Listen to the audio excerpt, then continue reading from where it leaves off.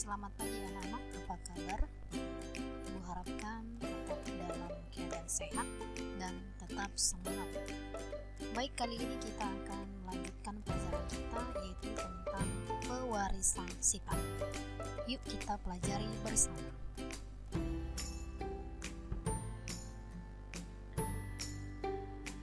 Coba kamu perhatikan gambar berikut.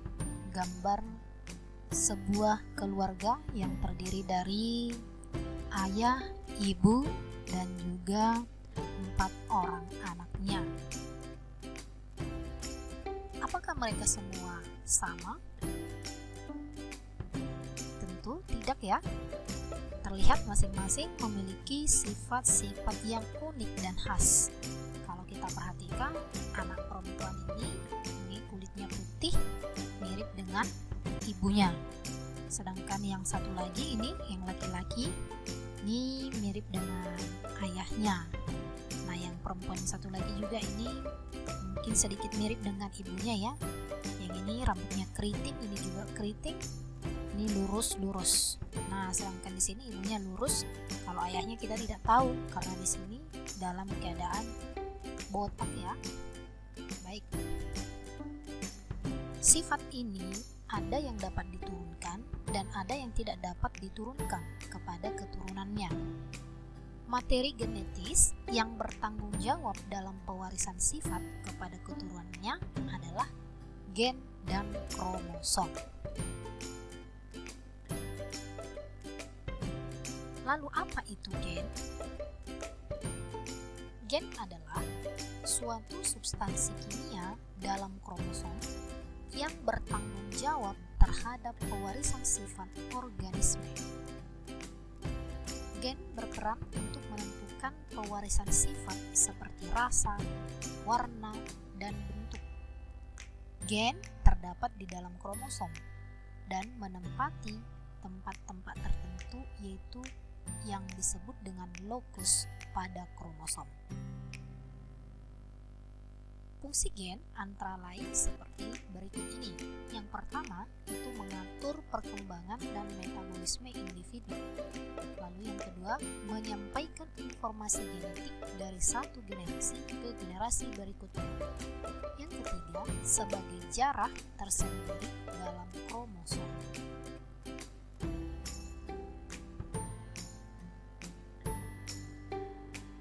Kemudian yang kedua adalah kromosom. Apa itu kromosom? Kromosom adalah benang-benang halus, tipis atau yang disebut dengan kromatin yang ada di setiap sel tubuh yang mengandung inti sel. Ya, ingat di sini harus sel yang mengandung inti dan di dalamnya mengandung gen-gen sebagai substansi dasar hereditas. Kromosom mempunyai sifat mudah menyerap warna, sehingga dalam sel yang sedang membelah, kromosom dapat kita lihat dengan menggunakan mikroskop biasa. Akan tetapi, untuk mempelajari struktur halusnya, tetap harus menggunakan mikroskop elektron. Bagaimana bentuk atau gambar dari kromosom? Nah, dia seperti ini ya. Kromosom itu berbentuk seperti batang. Jika kamu mengamati dengan teliti gambar ini setiap kromosom memiliki 2 buah lengan yang dihubungkan dengan sentromer. Ini ya, ini lengannya dihubungkan oleh sentromer. Ya. Pada kromosom terdapat benang-benang halus yang melingkar. Nah, ini dia, benang-benang halus yang melingkar ini. Di sepanjang gen halus inilah terdapat gen. Gen ini terdiri dari untayan-untayan DNA. Nanti kita lihat bagaimana hubungan antara ketiga ini, antara kromosom, gen, dan DNA. Setiap gen menempati tempat tertentu di dalam kromosom. Tempat tersebut disebut tadi dengan lokus. Pada makhluk tingkat tinggi, sel tubuh atau sering disebut dengan sel somatik mengandung satu pasang kromosom yang diterima dari kedua induk atau orang tuanya. Kromosom-kromosom yang berasal dari induk betina bentuknya serupa atau sama dengan yang berasal dari induk jantan. Maka, sepasang kromosom itu disebut dengan kromosom homolog. Homolog berarti sama, ya. Karena itu, jumlah kromosom dalam sel tubuh dinamakanlah diploid, yaitu 2N. Namun, pada sel kelamin atau yang sering disebut dengan gamet hanya mengandung setengah dari jumlah kromosom yang terdapat di dalam sel somatik. Karena itu, jumlah kromosomnya dinamakan haploid. Satu pasang kromosom haploid dari satu spesies dinamakan dengan genom. Jumlah kromosom yang dimiliki berbagai makhluk itu tentu tidak sama. Oke, berikut saya tampilkan tabel jumlah kromosom beberapa makhluk hidup. Kita lihat organismenya, misalnya belalang. Belalang itu jumlah kromosom ini diploid, ya, ada 24, ikan mas ada 100, ayam 75, kelinci 44, kucing 34, simpanse 48, kambing 60, manusia. Ya, manusia ini perlu kita garis bawahi, yaitu 46 buah. Jagung ada 20, padi ada 24. Berdasarkan fungsinya, kromosom dapat dibagi menjadi dua, yaitu ini berdasarkan fungsi, ya anak-anak, yaitu yang pertama autosom. Autosom itu sering disebut atau disimbolkan dengan A.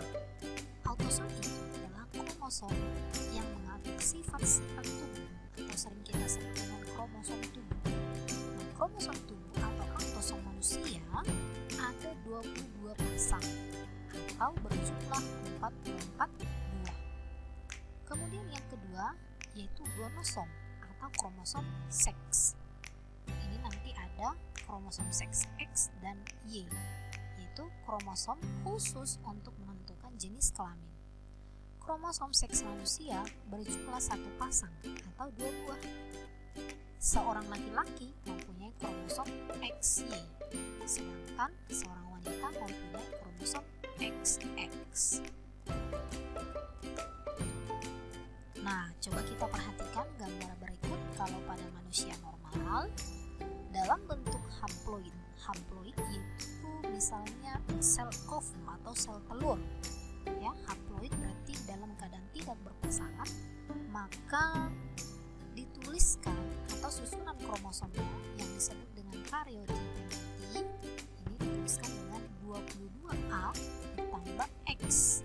Sedangkan untuk laki-laki yaitu spermanya 22A ditambah X atau 22A ditambah Y. Inilah karyotipe pada sel sperma dan sel ovum. Maka si ibu dengan si ayah akan menyumbangkan kromosomnya pada anaknya yang nantinya menghasilkan kromosom diploid pada anak ini, ya. Si ibu menyumbangkan sel ovum, si ayah menyumbangkan sel sperma. Maka kalau anaknya wanita, maka kromosomnya menjadi 22AA ditambah XX, atau bisa juga dituliskan 44A ditambah XX. Kalau ini maksudnya 22 pasang. 22 pasang itu sama dengan 44 buah, ya. Sedangkan untuk laki-laki 22AA ini kromosom tubuhnya ditambah dengan XY, ya, atau 44A ditambah dengan XY. Tadi saya katakan bahwa ada karyotipe sel tubuh manusia. Tadi kromosom pada manusia ada sejumlah 46 buah atau ada 23 pasang. Jadi kalau kita perhatikan gambarnya dia seperti ini. Misalnya ini kromosom pertama, 2, 3, 4, 5 sampai urutan ke-22 ini berpasangan. Inilah yang disebut dengan kromosom sel tubuh. Sedangkan kromosom yang ke-23 ini adalah kromosom kelamin. Inilah yang menentukan otomatis seseorang itu laki-laki atau perempuan. Jika XX di dalam keadaan tidak berpasangan, maka ini disebut perempuan. Sedangkan kalau untuk laki-laki, berarti dia seperti ini sama tadi. Ini kromosom tubuh ada 25 pasang, dan ke-23-nya di dalam keadaan tidak berpasangan ada kromosom X dan Y. Berarti kalau ada kromosom Y, berarti dia adalah laki-laki.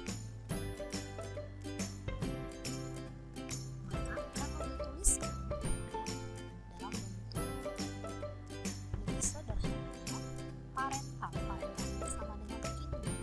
Dalam istilah ibu, parental itu sama dengan anak orang tua. Nah, kalau dia laki-laki disimbolkan dengan tanda seperti ini, makanya 22AA ditambah X. Kemudian untuk perempuan ini disilangkan ya, disilangkan dengan si wanita, tandanya seperti ini, 22AA ditambah XX. Maka gamet atau sel kelamin ini jantan itu 22A ditambah X atau 22A ditambah Y, sedangkan perempuan gametnya adalah 22A ditambah X. Berarti filial keturunan, kalau dia perempuan 22AA ditambah XX, laki 22AA ditambah XY.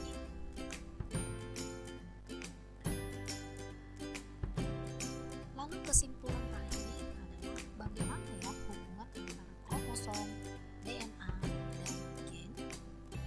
Ini kita perhatikan baik-baik bahwa tadi kita katakan kromosomnya itu bentuknya seperti ini ya.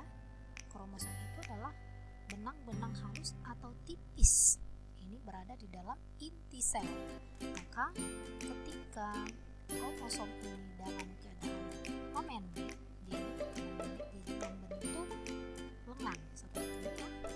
Ini. Kemudian kalau kita amati ini dengan mikroskop elektronik, bentuk halusnya dia seperti ini. Maka kromosom ini terdiri dari dua substansi, yaitu protein dan DNA.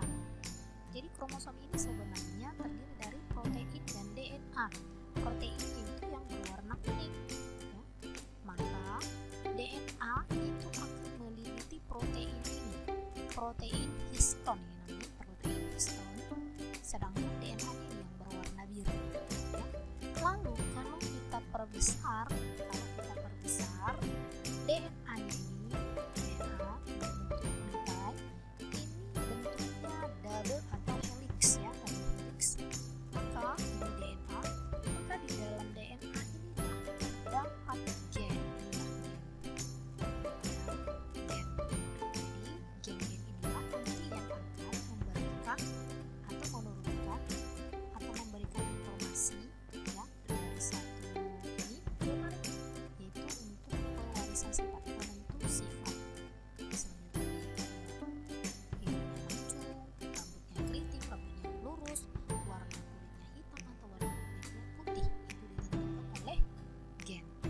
Maka kalau ada pertanyaan berdasarkan ya kompleksitasnya dari terbesar ke terkecil, maka mana yang lebih besar? Namanya berarti yang pertama kromosom, kemudian ada DNA, kemudian gen. Kromosom, DNA, dan gen. Baik, cukup sekian materi kita hari ini. Mudah-mudahan kamu bisa mengerti apa yang saya jelaskan sebagai tambahan informasi kepada kamu dari apa yang sudah saya berikan minggu lalu. Cukup sekian dan terima kasih. Salam sehat.